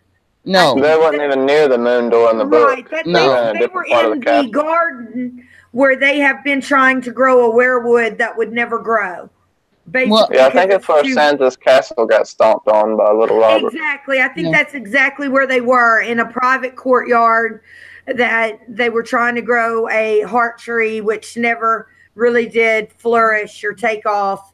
And that's where they were. So that's the difference from show um, to book. And Bubba Husky has a question. What do you think about that shit heel Edmure being Brandon's second in the duel with Littlefinger? Well, I think he should have stayed out of it altogether. This is somebody he's been growing up with that is, for all intents and purposes, when you foster somebody, I think that your hope is like they'll become like Robert and Eddard did, friends for life, always having each other's back. And Brandon already had a squire. In fact, it was Ethan Glover. Mm-hmm. So the fact that he shooed up to Brandon, I think just put salt in that wound so much more. Bubba Husky, I tend to agree with Jennifer. I think he should have stayed out of it, or at least been in Peter's corner, because he grew up with Peter. That was pretty much his brother. Look, and His unless brother he's from just another a mother. dumbass, unless he's just a dumbass, he had to know that Peter had, at the very least, a serious crush on Catelyn. Well, as I was saying, that I think that he should have backed Peter in that, because that was pretty much his brother from another mother. And if he truly felt like that was his brother from another mother, then he would have backed him in that duel. But I mean, it was obvious that he supported Brandon. And He we see supported this Brandon. again. We see this again. We see those two Frey boys that Theon kind of took under his wing, that the Starks were fostering, kind of turn on the Starks and go over to Theon's side, and then turn again to Ramsay's side. So basically, the whole point of fostering is lost if there's no fellowship gained. In fact, it can end up being your worst enemy. Johnny, did you have an opinion? No? I can't hear you. I don't remember. Okay. I'm trying to. Oh wait, I think it was a question, but I'm not sure. Oh yeah, as far as Littlefinger, how old was Littlefinger at the time? I can't remember. I think he was like 15 or 16. Like, was his personality the same as it is now, though? I don't think he changed that much. He still could have been, like, Edmure. Something could have happened between him and Edmure that we don't know about, possibly. Or Edmure just didn't like him. If he acted the way he does now, I could see why Edmure wouldn't like him. And Edmure is kind of a shithead, too. So, yeah. I don't know where I stand on that. It's just kind of is what it is as far as that's how I feel about it. I'm sorry. Well, I mean, I don't really know I think they were friendly with each other, but you know, it was a distance between Edmure and Peter Baelish. It was obviously a distance. It was the three of them, and then there was Peter. And I just think that if he truly, cared for Peter, he would have, backed him up as best he could. But I don't think that he really cared that much for Peter, and vice versa. So what I think about it is, I think Edmure should have stayed out of it, just like Jennifer said. But he made his choice. He chose to stand with the Stark, Brandon Stark, and that incurred Peter's wrath. I mean, and now, as you go later on in the story, Peter Baelish is sitting pretty in the Vale, and Edmure is in prison, and being tortured, by the phrase, and then and being mistreated by Jaime Lannister. And we both know that Littlefinger isn't going to lift his finger to help Edmure in any case. So I think, he kind of made his bed in that moment, and I don't think Peter Baelish has forgotten that at all. We also have a question from Money G. Hey, Money, how you doing? Do you think Catelyn is shitting bricks that Tyrion may get killed leaving the high road with Bronn? I think that she is. I think that she's messed up. I think the second that Tyrion was let go, she was screwed. The second that Lysa turned this into a farce of a trial instead of keeping him their prisoner, Catelyn was screwed, and she knew it. So having him on the loose, in the Vale, and him may be dying in the Vale on the high road, she's screwed either way. So yeah, I think she's shitting bricks, at this whole situation. This whole situation is a mess. And also, just think about, Lysa doesn't want to leave that place, right? I mean, if I were in her shoes or in her castle, I don't know. I mean, I would like to leave, but that would be adventurous. But just imagine, she's nice and comfortable over there, and no wonder she doesn't want to leave, because it's such a journey. It's not like you take a horse and then, like go on a ride and you're, in a meadow to another city or somewhere. You have to go through hell to get out of there. No wonder she wants to stay there. But also for Cat, I mean, I keep saying, like, what was she thinking? Wherever we go, we usually have to either we don't stay there for long. We have to either go back or go somewhere else. So Cat knew. I hope she knew where she is heading, because she has to go back the same way. Mm-hmm. It's just scary. Like, just the idea of what she had to go through to get there, and it's going to be probably twice as hard to get down from over there, because climbing is one thing, but climbing down, looking down, yeah. That makes me think of something. Maya Stone, ain't that Robert's bastard? It is. Yes. The years add up. And she runs the mule. In fact, to get down, mules are more sure-footed. That's the mix between a horse and a donkey as a mule. They're more sure-footed, and that's what she's in charge of, because they, I think during the winter, they go down to a different castle that's lower than on the mountain for the safety and for warmth, I believe. There's a couple questions in the chat. Bubba Husky has a statement. That's when Peter's character arc takes place. Edmure shit on him. Cat broke his heart. Brandon Stark broke his body, and Lysa raped him. Let chaos reign. And then Mackenzie, do you guys think that Catelyn taking Tyrion sealed her fate with Tywin and the Lannisters? If we are to believe Tywin's Stark kill was months in the making. The fact that she let him get away was the killing point. I think that Catelyn may have been in a stronger position. The Starks may have been in a stronger position had they just had Tyrion as a prisoner. But they abducted him and they let him get away. So they are definitely at a disadvantage. Exactly. And Misha, I think you said it best a few weeks ago.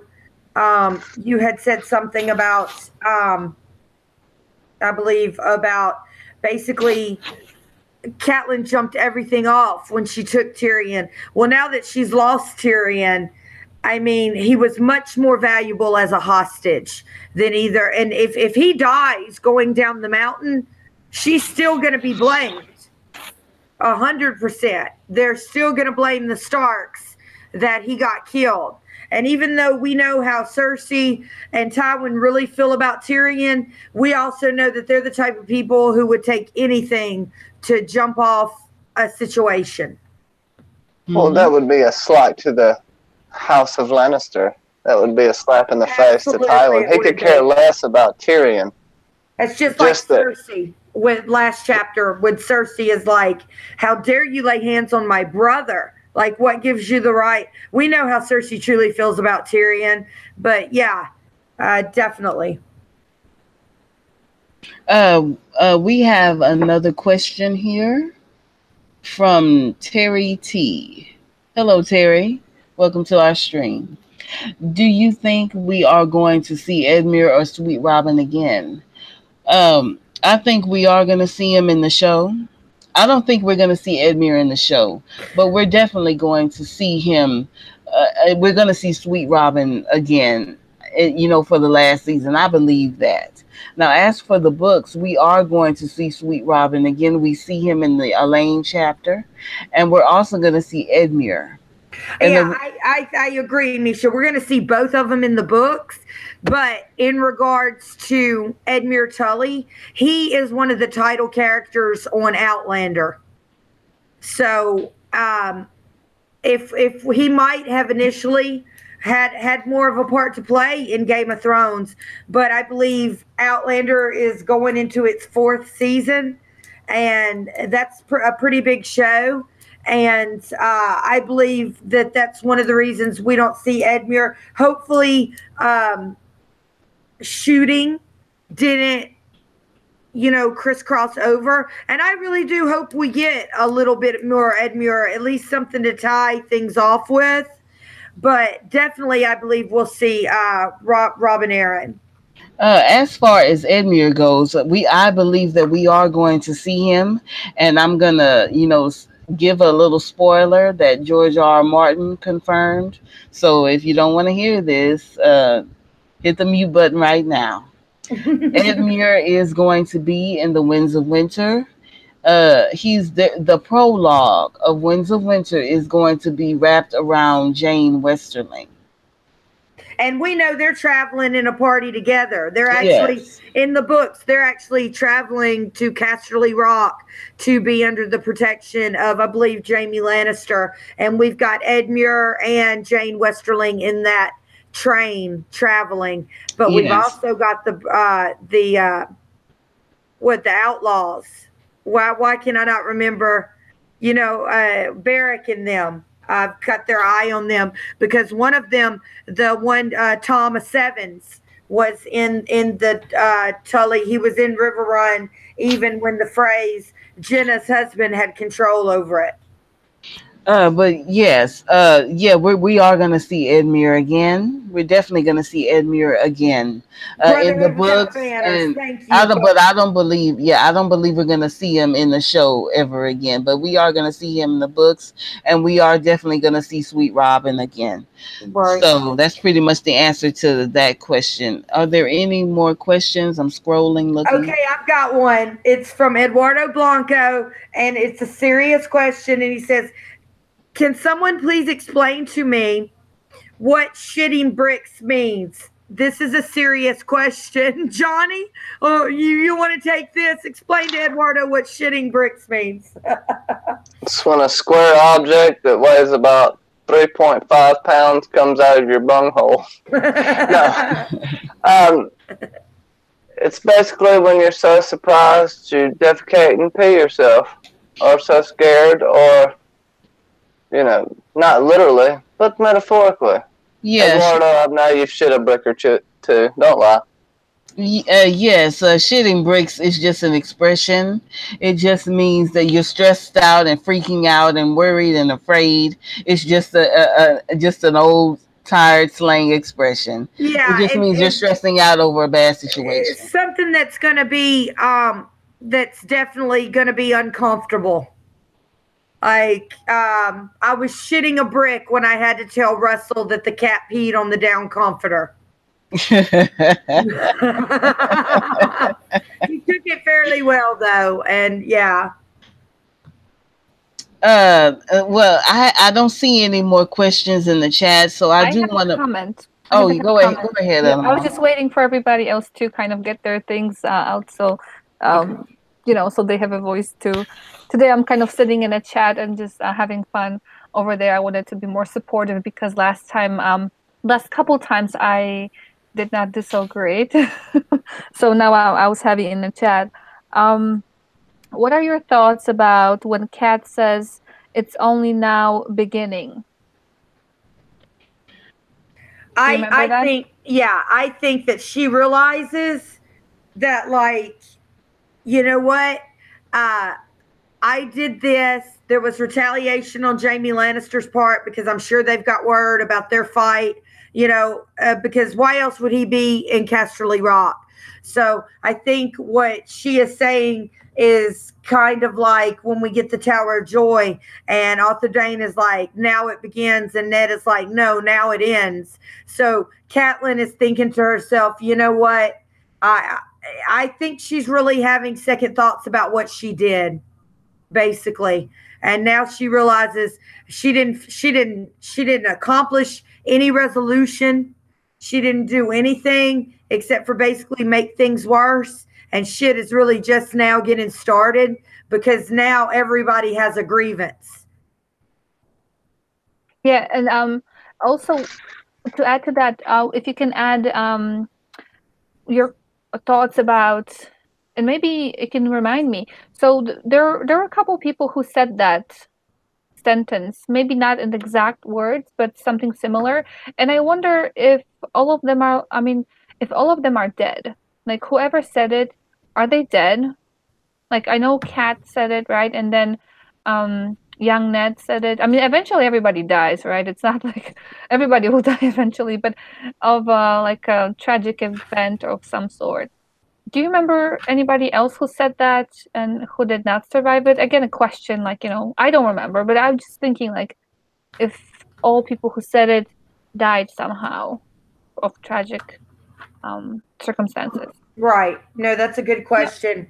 I need to make better lists and stuff and start keeping up with the parallels better. But you guys, it's so hard to keep up with this and special streams and work and housework. And like we said, LMR is a host, so she neither needs food nor sleep, truthfully. I need cake. Just cake. Just cake. Johnny, what are you doing over there, buddy? He's thinking. I was thinking of stuff to say, but it's all gone now. You've done great. We've had a great panel. Oh, yeah. Let me add that Catelyn was seeming to doubt herself in her last chapter on the road to the Vale. So it makes me wonder. I mean, I don't know. When Brendan told her you might not find your sister to be the same person you remember. And this was 2 miles from the castle. They could have turned around at that point. She just didn't listen. I don't know. Her emotions drove her so much. You have to see for yourself, And I'd like to draw a parallel here with some of my history shit. Catherine of Aragon had a crazy ass sister, supposedly. We've also, like they say, always the winners write history. But Juana of Castile, who ended up being the heir to her mother and father, so the heir of all Spain, and her husband ended up getting it. But her husband and her children did a very good job of making her look crazy. But there's also a lot of accounts of what made her crazy was being locked up and treated like a prisoner when she was actually the Queen of Spain, for all intents and purposes. So... But yeah, I definitely think what we get there is a good bit of foreshadowing that she's going to go vengeful crazy. And that's like you said, there's so many Lady Stoneheart references in this chapter. And Jen, I have to add, I love your references from history. I completely adore when you mention, I love history myself, but my brain doesn't fit everything. It just fits different stuff. And whenever I hear history, I'm like, yay, somebody just keep talking because I love it. So I just wanted to bring it up. Thank you so much. And you guys, that's my first love. And literally what happened for me was I was a True Blood watcher. And when Game of Thrones came on the first year, it came on right after that, after the finale. I think they showed the first episode of it.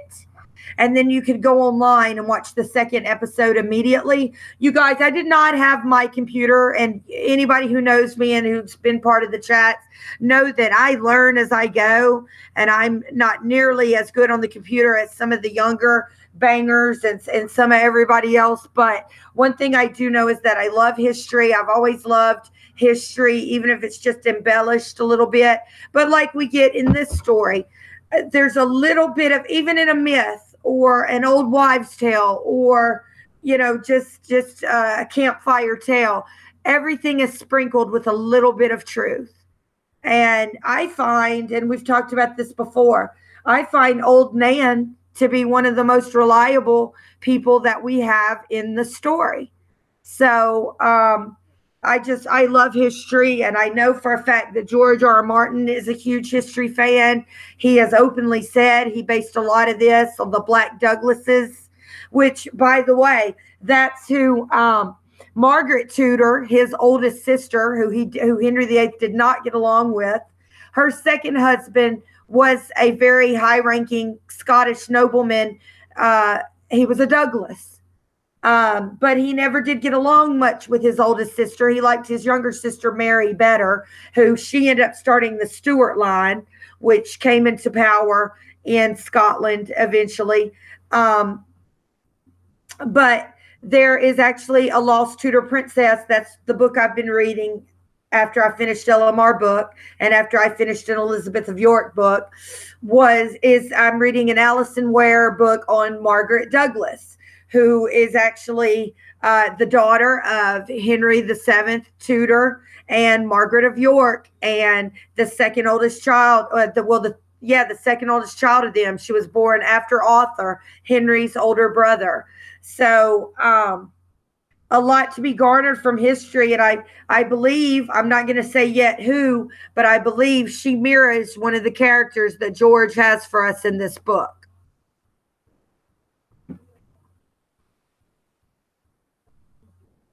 Anybody else?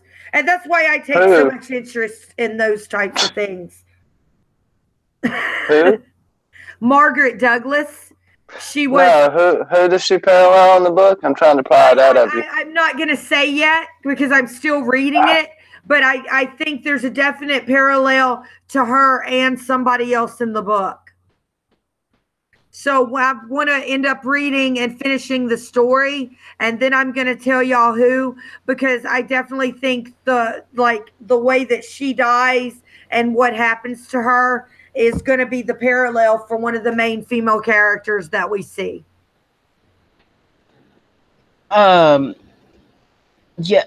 was one more thing that I had wanted to bring up, as far as the show.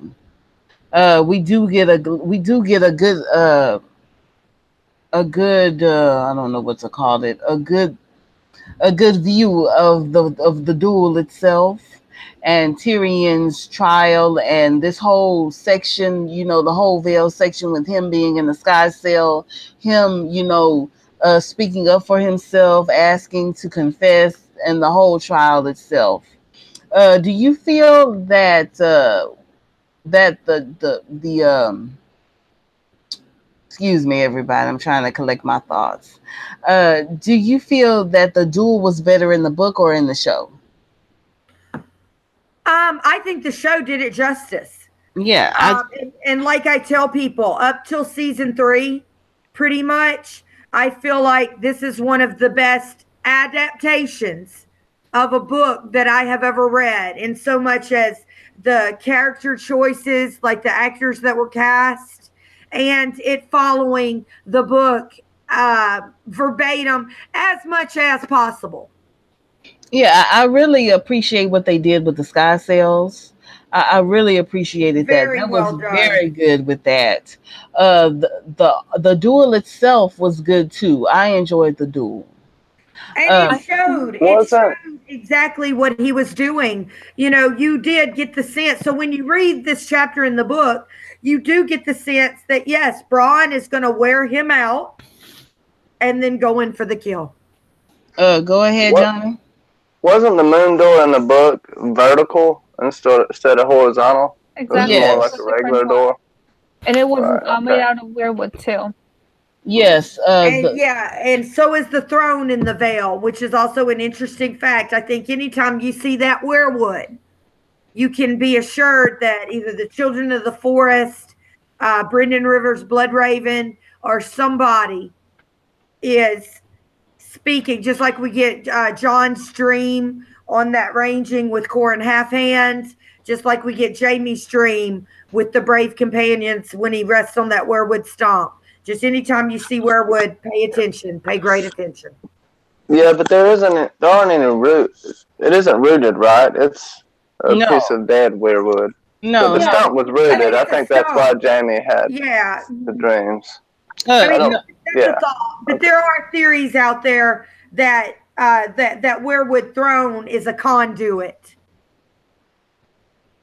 if you will. Mm-hmm. No, it would make sense for them. I'm sorry, Misha. Go ahead.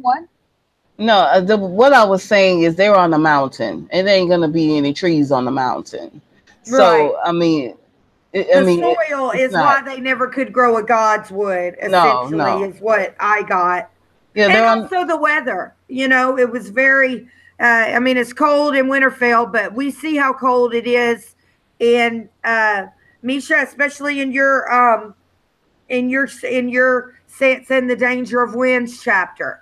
I mean, we really get a feel for how cold and really how unforgiving the Vale's climate is.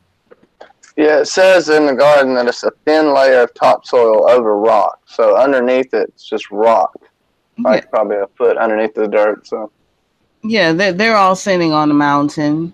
I mean, she wanted, and that to me is another show. In quotations. I mean, they're sitting on top of a mountain, but yet Liza is trying to have a garden. And that's just not possible. You know what? That also kind of shows how she always wishes for something that is just completely unattainable. Yeah. Like her children, like they can't grow anything over there. She cannot grow life inside her, and they cannot grow, well, she can grow life, but it's, not gonna stay, like the trees that they plant that won't stay in the soil. Maybe it's kind of a thing with her. Nothing will grow inside her. Yeah. So no wonder she's completely it's only adding to that. Whatever her plans are, they kind of fail. Maybe that's why she's sticking to keeping his secret so long, because that's the only thing that has been working thus far. For her, like her marriage failed, her attempt to have children failed, even growing those damn trees failed. So the only thing she's stuck with is growing that lie. And I just want to say hey to Sarah again. And her internet was acting up tonight, but she's a part of this panel, and we love her. And just want to express the fact that she is missed when. But her internet was acting up, and we can all relate to that. Lord knows. Are there any more comments? Because when we're reaching the 2-hour mark, are there any more comments? From our panel, any more comments about the chapter or the show?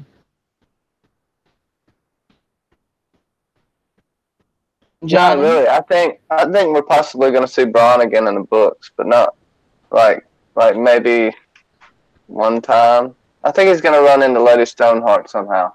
You brought it up, That's Johnny. Just a prediction. I want to know, Johnny, and you brought it up. What do you think the chances are that Bronn is a faceless man, and that he has been inserted into the Lannister camp basically to spy and keep track of movement? What do you think the percentage might be on that?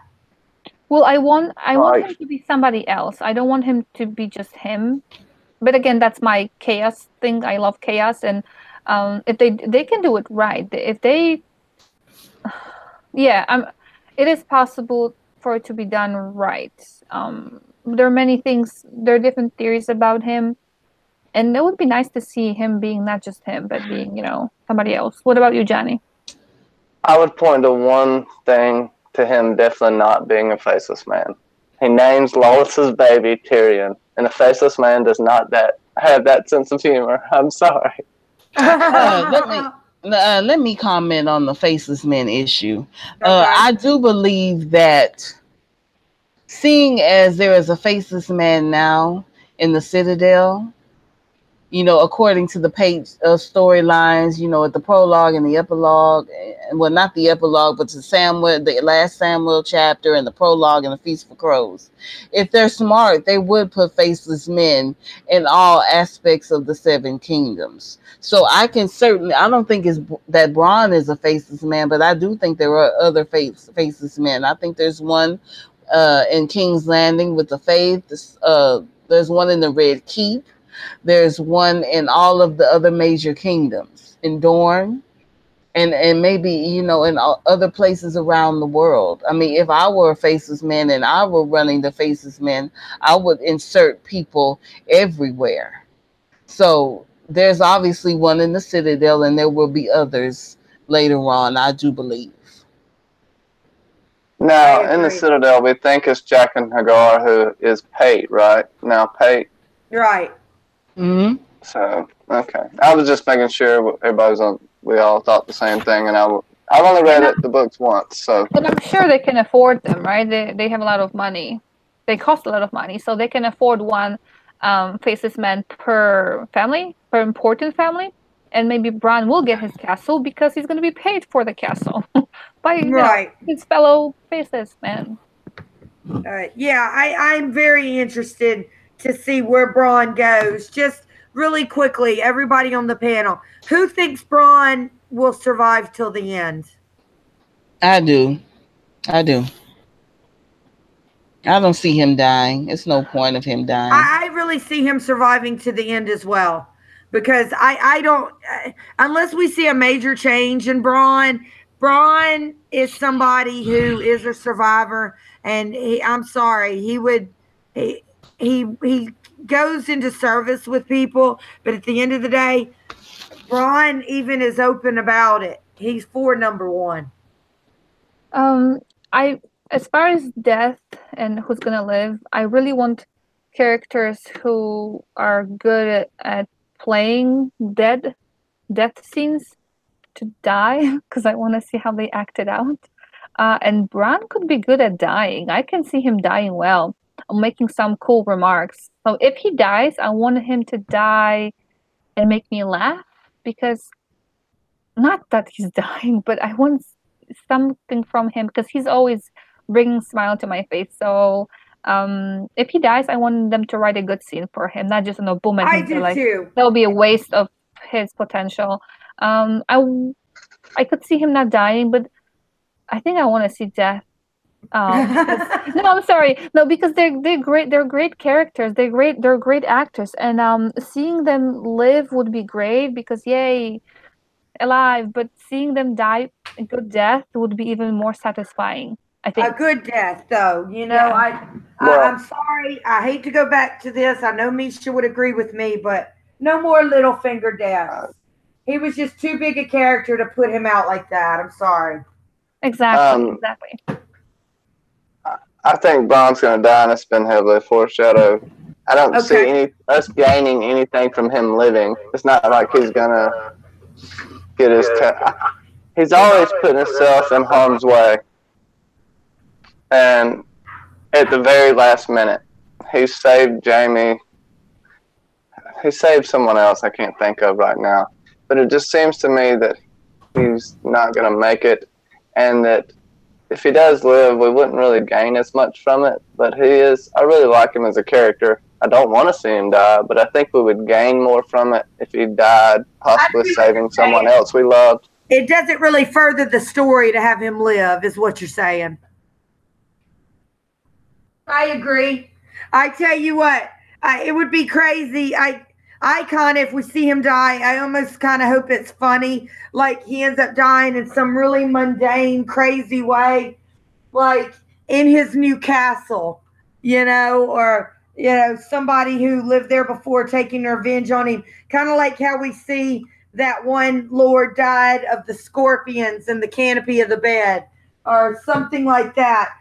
Somebody who's unhappy with possibly the overtaking of their castle, very loyal to the previous lord. Maybe like we see him getting all the things he strove for, and the moment he gets his riches in his castle, he gets taken out in the most unsuspecting, unlikely way.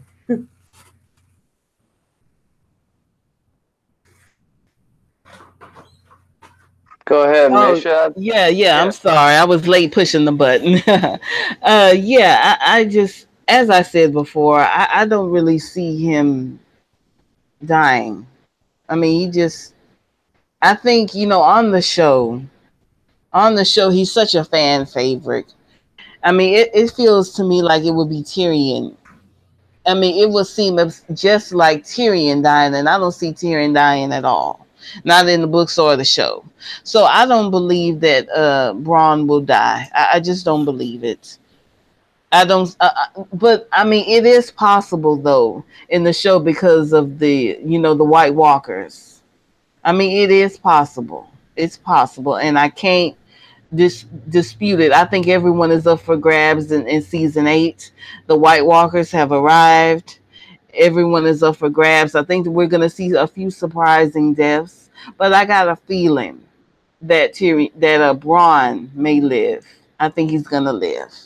I love how you said everybody's up for grabs. That just like completely sums it up. Like any character, unless they're already dead, Yeah. which means White Walkers and all those other ones.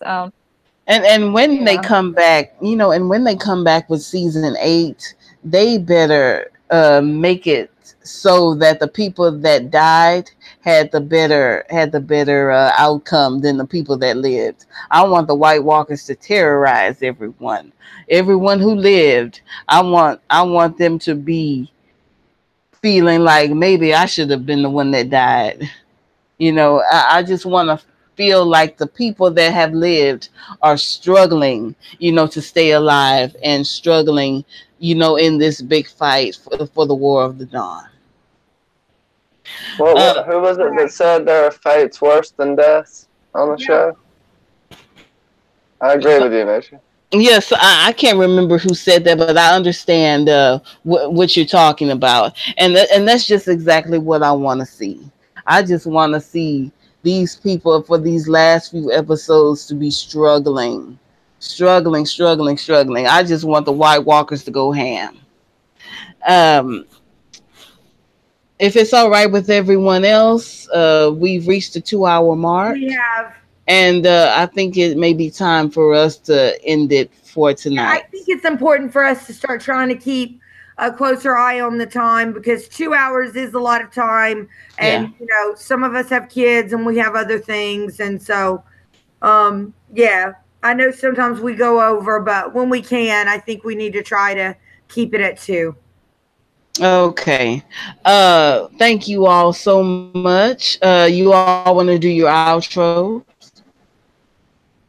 Okay, guys, well, you know where to find me. I'll Lady start Wolverton. doing my out. Uh-oh. My headphones. Are you going first, Mish? I'm putting my headphones in. Go ahead, Jennifer. Okay. Y'all know where to find me. Jen, Lady Wolverton's Den. Please just Just call me. go ahead and finish, Jennifer. Okay. Please just call me Jennifer, Lady Wolverton's Den. You can find me on Twitter, Jennifer Wolverton 1976. You can find me on Facebook, Jennifer Wolverton. I accept requests as long as I can tell you're, Game of Thrones or Westworld or, from YouTube, message me at Jennifer Wolverton. Samid Sand, I am still looking for you. Everybody let me know if they see Samid around. That's it. Thank you for having me, Misha. Thank you, Johnny, for being a great guest. Sorry if I talked too much this time, you guys. I just had really good notes and I was so excited. And LMR, thank you so much. As usual, always good to spend a Thursday night with my girls. I guess I'll go next because I heard my name. Yeah. So, ladies and Johnny, my co-host, it's been a pleasure. I'm not sure where we are meeting next time. Probably Misha's channel still, right? Yes. So I guess you can find me here in the comments, chatting away. You can find me on my channel on Mondays, as long as Johnny will have me there for Westworld. And of course, we're looking for guests to be with us because 2 is fun, 3 is better, and 4 is interesting. So any volunteers? We don't bite much, so it's okay. Yeah, that's where you can find me. Again, thank you to Jen for the stream last time. I had a lot of fun, and she was great at narrating some of the chapters. I loved it. I loved it completely, and I listened to it again. I actually blushed. So you made me blush. Thank you. Goal achieved. Again, it's going to be fun next week.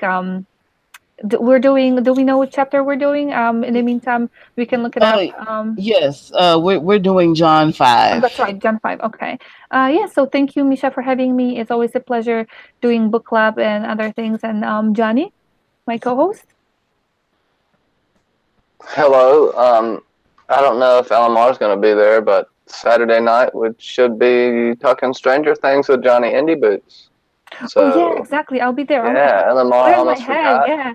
No, I didn't forget. And I'm then, thinking so much about it. Yeah, go ahead. Yeah. of course, Monday we have one spot open. We're going to have Jen on with us Monday, and we got one more spot open to anybody that wants to come on. And I'd just like to say thank you so much, Misha, for having me on. I really appreciate it. Thank you, Jen and LMR, and I might as well be a lady as well. Anyways, thank you everyone in the chat, and I just sub if you want. I'll be putting out stuff. It'll be good. Trust me. It's going to be awesome. Now that you have a computer, you have no excuses, man. Yeah. A question: does anybody want to do shout outs to the chat to mention people towards the end? I don't know. I'm just wondering if anybody would like to do that. I really don't. I really don't have anyone to shout out to other than the people in our chat. I also want to thank Sarah for joining us for the time that she was on to help us and be with us tonight. She had computer problems, but hey, that's how it is. And I also want to say good night to everyone. This is Misha. You can find me, on the interwebs. I'll always be here. Thank you all so much, and have a wonderful, wonderful night. Bye-bye. Yeah. Night.